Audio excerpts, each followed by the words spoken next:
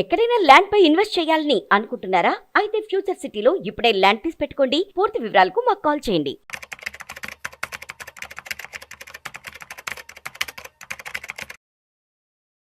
Hello నమస్తే, welcome to Suman TV. ప్రస్తుతం మనతో పాటు స్టూడియోలో mutual funds distributor Veldi Chakradhar గారు ఉన్నారు. వీరితో ఈ రోజు మనం కొన్ని విషయాల గురించి చర్చిద్దాం. హలో అండి. నమస్తే. నమస్తే అండి.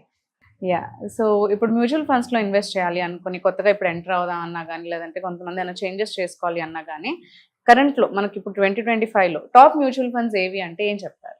ఇది యాక్చువల్గా మంచి క్వశ్చన్ అండి. మనం 2020 నుంచి చూసినా కూడా ఒక మంచి పీక్ చూస్తారు చాలా మంది ఇన్వెస్టర్స్ కూడా. ఒక మంచి పీక్ కోవిడ్ టైంలో చూసాము. అప్పుడు ఆ రోజుల్లో మనకి క్వాంట్ స్మాల్ క్యాప్ కానివ్వండి, అలాగే Nippon India growth fund, Nippon India small cap, SBI small cap, ఇట్లా చెప్పాం, చాలా ఫండ్స్ చెప్పాం. యాక్చువల్గా ఏంటంటే లాస్ట్ 1.5 year నుంచి ఎలక్షన్స్ వచ్చినాయి, తర్వాత టారిఫ్స్ అని, ట్రంప్ టారిఫ్స్, తర్వాత మనకి ఈ వార్ వచ్చింది, మనకి ఇండియా పాకిస్తాన్ వార్, ఇట్లాంటి బాగా బీర్ మార్కెట్ చూసారు. అంటే చాలా వాలటిలిటీ ఉన్న మార్కెట్ పడిపోయింది. సో ఇట్లా పడిపోయిన మార్కెట్ లాస్ట్ 1 year నుంచి ఇట్లాంటి మార్కెట్ లో బెస్ట్ పర్ఫార్మెన్స్ చేసిన ఫండ్స్ ఏవి అని చూస్తే మనకి లార్జ్ క్యాప్ లో మోతిలాల్ ఒస్వాల్ లార్జ్ క్యాప్ చాలా బాగా పర్ఫార్మ్ చేసిందండి. అది మనకి 11% రిటర్న్ ఇచ్చింది. ఇప్పుడు అలా Invesco India large and mid cap fund ఉంది. ఇన్వెస్కో వాళ్ళ India large and mid cap fund కూడా మనకి చూస్తే 10% రిటర్న్ ఇచ్చింది. అయితే మీరు చూడండి, స్మాల్ క్యాప్ మిడ్ క్యాప్ చాలా సఫర్ అయినాయి, స్ట్రగుల్ అయినాయి. ఎప్పుడైనా చూడండి, బీర్ మార్కెట్ అనేది ఏంటంటే పడిపోతున్న మార్కెట్ లో మనకి లార్జ్ క్యాప్ బాగా పర్ఫార్మ్ చేస్తాయి, same time mid cap small caps కొంచెం దెబ్బతింటాయండి. మనం అలాగే చూస్తే మల్టీ క్యాప్ ఏదైతే ఉంటాయో మనకి మోతిలాల్ ఒస్వాల్ మల్టీ క్యాప్ కూడా మనకి దగ్గర 21% రిటర్న్ ఇచ్చింది. అంటే అన్నిటికంటే హైయెస్ట్ రిటర్న్ ఇచ్చింది ఏదంటే మల్టీ క్యాప్స్. ఇప్పుడు మనం సాధారణంగా ఎప్పుడైతే బుల్ మార్కెట్ ఉందో ప్రీవియస్ గా, అప్పుడు నెగ్లెక్ట్ చేసింది ఏమన్నా ఉంది అంటే మల్టీ క్యాప్ నెగ్లెక్ట్ చేశారు. అందరూ small cap, mid cap, large cap, flexi cap పెట్టారు, కానీ మల్టీ క్యాప్ ఒకటి ఉంటుంది, multi cap is the best అని చెప్పి ఆ రోజు మనం ఎవరం దాని పెద్దగా పట్టించుకోలేదు. కానీ ఇవాళ పడిపోయిన మార్కెట్ చూస్తే కనుక ఎక్కువ పర్ఫార్మ్ చేసింది ఏంటంటే మల్టీ క్యాప్స్ బాగా పర్ఫార్మ్ చేశాయి. సో అలాగే చూస్తే మీకు పారాబెరీ ఫ్లెక్సీ క్యాప్ అటు ఉంది, అది 7% రిటర్న్ ఇచ్చింది. సో డబుల్ డిజిట్ కాకుండా సింగిల్ డిజిట్ రిటర్న్ లోనే మనకి ఫ్లెక్సీ క్యాప్ ఆగిపోయింది. అలాగే చూస్తే ఇన్వెస్కో ఇండియా వాళ్ళ మిడ్ క్యాప్ కూడా మీకు 11.6% ఇంట్రెస్ట్ ఇచ్చింది. మోతిలాల్ ఒస్వాల్ స్మాల్ క్యాప్ అది 7% రిటర్న్ ఇచ్చింది. క్వాంట్ మనం ఏదైతే అనుకున్నామో టాప్ అని లాస్ట్ లో ఎప్పుడైతే -7.41% వచ్చింది, మైనస్ వెళ్ళిపోయింది. సో ఇప్పుడు చూస్తే మీకు టాప్ ఫండ్స్ ఇలాగే కంటిన్యూ అవుతాయి అంటే మళ్ళీ కావు, మళ్ళీ 2026 కల్లా మళ్ళీ చేంజ్ అవుతూ ఉంటాయి. కాబట్టి ఎప్పుడైనా ఇన్వెస్టర్స్ కూడా ఎప్పుడైనా టాప్ అని తీసుకోకండి, క్వాలిటీ చూడాలి, మోస్ట్ కన్సిస్టెన్సీ చూడాలి. Fund manager consistency from how long చూడాలి. యాక్చువల్గా ఏంటంటే ఇన్వెస్టర్స్ చూసే విధానం వేరుగా ఉంటుంది, ఒక అడ్వైజర్ చూసే విధానం వేరుగా ఉంటుంది. ఇన్వెస్టర్లు అందరూ చూసేది కేవలం రిటర్నే. ఆ రిటర్న్ ఎంత వచ్చింది, బాగా వచ్చిందంటే నేను ఇన్వెస్ట్మెంట్ చేస్తాను, ఎస్ఐపి చేస్తాను, లంసం చేస్తాను అనుకుంటారు. కానీ అదొకటే కాదండి, పారామీటర్స్ ఇంకా చాలా 5 రకాల పారామీటర్స్ ఉంటాయి. Risk is most important. అంటే ఆ ఫండ్ లో రిస్క్ ఎంత ఉంది అనేది చాలా బాగా చూడాలి. ఎందుకంటే మీరు చూడండి, ఒక కార్ ఉంది, అది 100 స్పీడ్ లో వెళ్తుంది, ఇంకో కార్ 80 స్పీడ్ లో వెళ్తుంది. మనం 80 స్పీడ్ లో వెళ్తున్న కార్ తక్కువ, 100 స్పీడ్ లో వెళ్తున్న కార్ గొప్ప అని చెప్పకూడదు. ఎందుకంటే యాక్సిడెంట్ అయ్యేది కూడా ఎక్కువ 100 స్పీడ్ లో వెళ్ళే కార్లకే అవుతాయి. అది కూడా ఉంది కదా. ఒక రిస్క్ రిటర్న్ 2 కళ్ళలా చూసుకోవాలి. సో రిస్క్ కూడా చాలా ఇంపార్టెన్స్ మనం ప్లే చేయాలి. సో రిస్క్ తో పాటు ఫండ్ మేనేజర్ ఎవరు, అంటే ఆ ఫండ్ ని ఎవరు మేనేజ్ చేస్తున్నారు, అతనుకున్న ఎక్స్పీరియన్స్ ఏంటి, అతను పాస్ట్ లో ఏవైతే హ్యాండిల్ చేశాడో ఫండ్స్, అవి వాటి రిటర్న్స్ ఎలా వచ్చాయి అనేది కూడా చాలా ఇంపార్టెంట్. కన్సిస్టెన్సీ చాలా ఇంపార్టెంట్. అంటే బుల్ మార్కెట్ లో బైక్ వెళ్ళి బీర్ మార్కెట్ లో పడిపోయే కాకుండా, apart from bull market, beer market కాకుండా అన్ని మార్కెట్ సర్కిల్స్ లో కూడా అది ఎట్లా పర్ఫార్మ్ చేస్తుంది అనేది మోస్ట్ ఇంపార్టెంట్. సో ఆ కన్సిస్టెన్సీ ఉన్న ఫండ్ ని చూసుకోవాలి. అలాగే వాటి క్వార్టర్ ర్యాంకింగ్స్ అంటారు. క్వార్టర్ ర్యాంకింగ్ వచ్చి Q1, Q2, Q3, Q4 అంటారు. అన్ని క్వార్టర్స్ లోను కనుక 1 or 2 ఉంటే మాత్రం అది బెస్ట్ ఫండ్ అని చెప్పొచ్చు. వేరేజ్ మన క్వార్టర్స్ లో కనుక 3 and 4 వచ్చిందంటే దాని జోలికి పోకూడదు అని చెప్తారు. సో అది క్వార్టర్ ర్యాంకింగ్ చాలా ఇంపార్టెంట్ అనమాట. ఇంకోటి ఏంటంటే రోలింగ్ రిటర్న్స్ అంటారు. రోలింగ్ రిటర్న్స్ అంటే ఏంటంటే ఒక ఇన్వెస్ట్మెంట్ అప్రోచ్ అంటారు. అంటే ఒక్కొక్క ఇన్వెస్ట్మెంట్ ఒక అప్రోచ్ ఉంటుంది. కొంతమంది ఏంటంటే టాప్ టు బాటమ్ అప్రోచ్ తీసుకుంటారు, కొంతమంది బాటమ్ టాప్ అప్రోచ్ తీసుకుంటారు, కొంతమంది అంటే core and satellite approach follow అవుతారు. రకరకాల స్ట్రాటజీస్ ఉంటాయి. సో ఇలాంటి స్ట్రాటజీ రాబోయే 3 సంవత్సరాలకి రిటర్న్ ఎలా వస్తుంది అనేది రోలింగ్ రిటర్న్స్ అనమాట. సో ముందే గెస్ట్ చేయొచ్చు. ఒకవేళ పడిపోతున్న మార్కెట్ లో కూడా ఇది పడిపోయినా ఎంత బాగా పడిపోతుంది, -35% దాకా వెళ్తుందా మాక్సిమం, లేదా -10% వెళ్ళి ఆగిపోతుందా, అట్లాంటివి కూడా ఉంటాయి. సో ఇలాంటి పారామీటర్స్ అన్ని కూడా మైండ్ లో పెట్టుకొని మనం తీసుకుంటేనే మనకి బెస్ట్ ఫండ్స్ వస్తాయి తప్ప టాప్ ఫండ్స్ కాదండి, బెస్ట్ ఫండ్స్ లో ఇన్వెస్ట్మెంట్ చేయాలని చెప్తాం. సో అలా బెస్ట్ ఫండ్స్ లో ఇన్వెస్ట్మెంట్ చేస్తే తప్పకుండా మంచి రిటర్న్స్ అయితే వస్తాయి. చాలా మంది మా దగ్గర ఇన్వెస్టర్స్ వస్తారు, మా దగ్గరికి వచ్చినప్పుడు వాళ్ళు మేము ఆల్రెడీ చేసామండి మ్యూచువల్ ఫండ్స్ లో లాస్ట్ 3 years నుంచి చేస్తున్నాము, కొంచెం మా రివ్యూ చేయండి అని చెప్తారు. రివ్యూ చేద్దాం చూస్తే ఒక్కొక్కళ్ళ దగ్గర 13 ఫండ్స్ 14 ఫండ్స్ ఉంటాయి. అన్ని ఫండ్స్ లో 1000 ఎస్ఐపి చేస్తారు. ఎస్ఐపి 13 ఫండ్స్ లో వేస్తే రిటర్న్ రాదు. మీకు మంచి ఎగ్జాంపుల్ చెప్తా. ఇప్పుడు ఒక పర్సన్ అడిగాను, మా మ్యాలడీ ఉన్నాడు, నీకు ఎన్ని మార్కులు వచ్చారు అని చెప్పాను మ్యాథ్స్ లో మా నాకు 90% వచ్చిందని చెప్పాడు.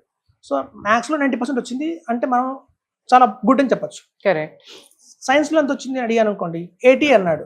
ఇప్పుడు యావరేజ్ అయిపోయింది 90-80 కలిపితే 85 అయిపోయింది యావరేజ్. సో మనం అక్కడతో ఆకుండా సోషల్లో ఎంత వచ్చింది అడిగాను అనుకోండి, 60 అంటాడు. తెలుగులో ఎంత వచ్చిందంటే 40 అంటాడు. ఇంగ్లీష్లో 50 అంటాడు. మీరు ఎన్ని సబ్జెక్టులు యాడ్ చేస్తే మీకు ఆ 90% స్కోర్ పడిపోతూ వచ్చింది. సో ఎప్పుడు లాంగ్వేజెస్ ని యాడ్ చేస్తూ సబ్జెక్ట్స్ ని యాడ్ చేసుకుంటూ వెళ్తున్నామో మీకు రిటర్న్ అనేది యావరేజ్ అయిపోతూ ఉంటుంది. ఓన్లీ మ్యాథ్స్ అంటే టాప్ లో ఉంటుంది. సో అట్లాగే మనకి చాలా మంది తెలియదు ఏంటంటే mid cap, small cap, large cap, thematic fund, sector fund, global fund, business cycle fund, situation fund రకరకాల యాడ్ చేస్తారు. దాంతోపాటు మళ్ళీ ఇండెక్స్ అంటారు, ఈటీఎఫ్ అంటారు, గోల్డ్ ఫండ్ అంటారు. ఇలా అన్ని యాడ్ చేయడం వల్ల ఏమవుతుందంటే ఒక ఫండ్ ఇస్తుంది 20%, మిగతా మీకు 6%, 7% ఇచ్చి యావరేజ్ లో మీకు 12% కంటే రిటర్న్ రావట్లేదు. కాబట్టి మ్యూచువల్ ఫండ్స్ వేస్ట్ అంటారు. మ్యూచువల్ ఫండ్స్ వేస్ట్ కాదు, యాక్చువల్ వీళ్ళు తీసుకున్న పద్ధతి వేరు. మనం ఏం చేయాలంటే మ్యాథ్సే ఇప్పుడు చూడండి, అదే మ్యాథ్స్ తీసుకుందాం. క్వార్టర్లో 90% వచ్చింది, ఆఫర్లో 95% వచ్చింది, యాన్యువల్ 92 వచ్చింది. ఇప్పుడు మొత్తం ఓన్లీ మ్యాథ్స్ తీసుకుంటే క్వార్టర్లీ, ఆఫర్లీ, యాన్యువల్లీ మీరు 90లో ఉన్నారు. అలాగే మనం mid cap, small caps 10 years కనుక హారిజన్ ఉంది అంటే మాత్రం mid caps is the best అని చెప్తాను. సో మనం తీసుకుంటే మిడ్ క్యాప్సే ఒక ఎడల్వైజ్ mid cap, Nippon India mid cap, Invesco India mid cap, అలా 3 మిడ్ క్యాప్లు 2 స్మాల్ క్యాప్లు తీసుకుంటే చాలు, అదే పర్ఫెక్ట్ ఉంటుంది. మనం దాని తగ్గట్టు మనం లార్జ్ క్యాప్, థీమాటిక్ ఇవన్నీ యాడ్ చేసుకుంటూ పోయాం అనుకోండి, అనవసరిగా మనకి కన్ఫ్యూజన్ ఎక్కువ అవుతుంది, మన రిటర్న్స్ అయితే రావు.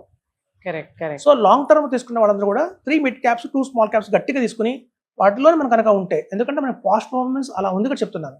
సో ఇప్పుడు చాలా మందికి ఇప్పటికీ డౌట్ ఏంటంటే లంసమ్గా ఇన్వెస్ట్మెంట్ చేయాలా, ఎస్ఐపి చేయాలా అనేది ఇప్పటికీ ఒక క్వరీ ఉంది మైండ్ లో. సో మీకు చెప్తాను, ఒక మంచి ఎగ్జాంపుల్ చెప్తాను. మనకి దగ్గర ఒక డేటా ఉంది. ఇది ఏంటంటే లంసమ్గా పెట్టిన వాళ్ళకి ఏంటి, ఎస్ఐపి పరిస్థితి ఏంటి అని.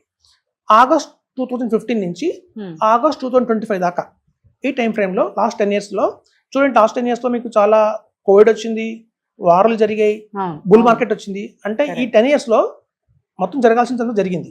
కొన్ని ప్లస్లు ఉన్నాయి, కొన్ని మైనస్లు ఉన్నాయి. ఇట్లాంటి టైం ఫ్రేమ్ లో లంసమ్గా ఎవరైతే 10 lakhs పెట్టారో, సపోజ్ మీరు తీసుకుంటాను మిడ్ క్యాప్ కింద తీసుకుందాం. మిడ్ క్యాప్ లో మీరు ఇన్వెస్కో ఇండియా మిడ్ క్యాప్ ఉంది. అందులో కేవలం 10 lakhs ఒకేసారి పెట్టి వదిలేసిన వాళ్ళకి 59 lakhs వచ్చిందండి. 59 lakhs పెట్టిందంతా 10 lakhs. పెట్టిన 10 lakhs మనకి 10 years లో 59 lakhs వచ్చింది. అదే కాకుండా ఎస్ఐపి రూపంలో ఎవరైతే 10,000 వేసుకుంటూ వచ్చారో వాళ్ళు పెట్టిన 12 lakhs పెట్టారు. 10 years లో మనకి 12 lakhs పెట్టారు. కానీ దానికి వచ్చి 35 lakhs వచ్చిందట. లంసంగా పెట్టిన వాళ్ళకేమో 60 లక్షలు ఆల్మోస్ట్, ఎస్ఐపి 35 lakhs వచ్చింది. ఎంత నష్టపోయారు అంటే వీళ్ళు దగ్గర 23 lakhs నష్టపోయారు. సో కాబట్టి ఏంటంటే మనం చెప్తాం మొదటి నుంచి కూడా, మీ దగ్గర అమౌంట్ సఫిషియెంట్ గా ఉంటే లంసంగా పెట్టి వదిలేయండి, ఎస్ఐపి ఫామ్ లో వెళ్ళిపోకండి అని చెప్తాం. ఎస్ఐపి ఫామ్ లో ఎవరు వెళ్ళాలి అంటే లేని వాళ్ళు. ఇప్పుడు ఒక కార్ లో ఒక డాక్టర్, డ్రైవర్ వెళ్తున్నారు అనుకోండి. ఈ ఒక డ్రైవర్ డాక్టర్ ఏం చెప్పాడంటే, ఒక బ్యాంక్ వచ్చింది పక్కన ఆపు, ఒక ఎఫ్డి చేయాలంటాడు. సరే అని అతను వెళ్ళి ఒక డాక్టర్ 1 లక్ష రూపాయలు ఎఫ్డి చేశాడు ఫిక్స్డ్ డిపాజిట్ బ్యాంక్ లో. అప్పుడు డ్రైవర్ ఏం అడుగుతారంటే, సార్ నేను 1 లక్ష రూపాయలు ఎఫ్డి చేయాలంటే నేను ఎంత సంపాదించాలి, ఎంత దాచిపెట్టాలి, అప్పుడు కదా వేయాలి అనుకుంటాడు. అప్పుడు డాక్టర్ ఏం చెప్తారంటే, అవసరం లేదు, ఆర్డి అని ఒకటి ఉంటుంది, రికరింగ్ డిపాజిట్, నువ్వు కూడా హాయిగా అందులో 1000 rupees తో స్టార్ట్ చేయొచ్చు అని చెప్తారు. సో బ్యాంక్ లో ఉండే ఆర్డిఏ ఎస్ఐపి, బ్యాంక్ లో ఫిక్స్డ్ డిపాజిట్ గా ఎలా అయితే లంసంగా ఉంటుందో అది మ్యూచువల్ ఫండ్స్ లంసం. సో చాలా మందికి ఇప్పటికి కన్ఫ్యూజ్ అవుతారు, మ్యూచువల్ ఫండ్స్ అంటే ఎస్ఐపి ఏమో, లంసంగా వేయకూడదేమో, వేస్తే ప్రమాదమేమో అనుకుంటారు. కానీ ఇక్కడ మన గణాంకాలు చెప్తున్నాయంటే అలా లేదు. మీరు ఇంకో ఫండ్ తీసుకుందాం, ఎడల్వైజ్ మిడ్ క్యాప్ ఫండ్.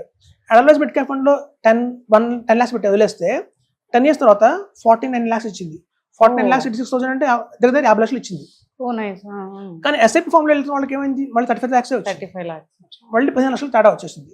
సో మీరు అలా చూస్తే హెచ్డిఎఫ్సి మిడ్ క్యాప్ చాలా మంచి మిడ్ క్యాప్, అది కూడా 49 lakhs ఇచ్చింది లంసంగా పెడితే. అది ఎస్ఐపి ఫామ్ లో వెళ్తే 34 lakhs ఇచ్చింది. సో మీరు ఇలాగే స్మాల్ క్యాప్ చూద్దాం. నిప్పాన్ ఇండియా స్మాల్ క్యాప్ లో కనుక ఎవరైనా కనుక 10 years బ్యాక్ 10 lakhs పెట్టి వదిలేస్తే 77 lakhs అయిందండి. 77 lakhs కేవలం 10 years లోనే నిప్పాన్ ఇండియా స్మాల్ క్యాప్. అదే తెలియక ఎవరెవరో 10,000 rupees ఎస్ఐపి చేసుకుంటూ వచ్చారో అదే నిప్పాన్ ఇండియా స్మాల్ క్యాప్ లో వాళ్ళకి వచ్చిన 39 lakhs, అంటే 40 lakhs వచ్చింది.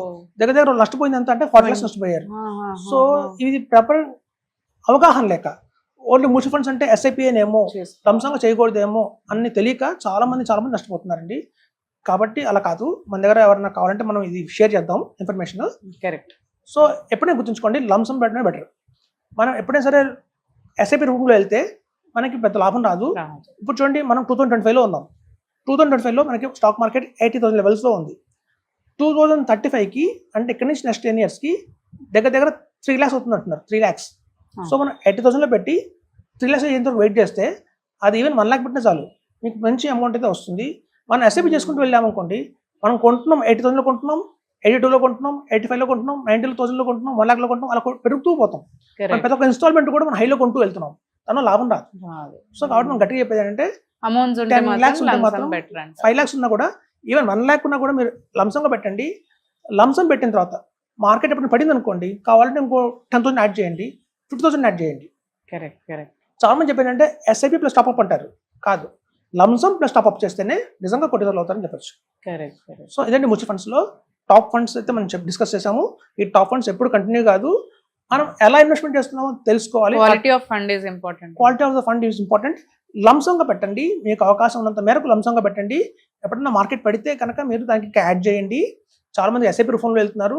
మాకున్న సర్వే ప్రకారం, మాకున్న ఎక్స్పీరియన్స్ ప్రకారం చెప్తున్నాను, లాస్ట్ 15 yearsలో ప్రతి 100 మందిలో చివరి 15 years దాకా కంటిన్యూ ఎవరైతే ఎస్ఐపి చేశారంటే వాళ్ళు ఎదురే ఉంటారు. మొదలు పెడతారు 100 మంది, ఉత్సాహంగా మొదలు పెడతారు, కానీ మధ్యలో చాలా మంది డ్రాప్ అయిపోతారు. రకరకాల కారణాలు అవ్వచ్చు, ఇంట్లో పరిస్థితులు బాగుండకపోవచ్చు, వాళ్ళ జాబ్లో ఏదైనా ప్రాబ్లం రావచ్చు, పిల్లల ఫీజు పెరగచ్చు, ఎన్ని కారణాలు ఉంటాయి. మనకు మహాభారతంలో ఒక ఇది ఉంది, కర్ణుడి చావుకి 100 కారణాలు అని. సో అట్లా ఒక ఎస్ఐపి మనం 20 years కంటిన్యూ చేయాలంటే అందరి వల్ల కాదండి. అది ఉన్నంత మేరకు లంసంగా పెట్టేసి వదిలేయండి, మర్చిపోండి దాన్ని, అదే మిమ్మల్ని కోటీశ్వరులు చేస్తుంది. ఎగ్జాక్ట్లీ. థ్యాంక్ యూ అండి, thanks for sharing the information. Thank you అండి.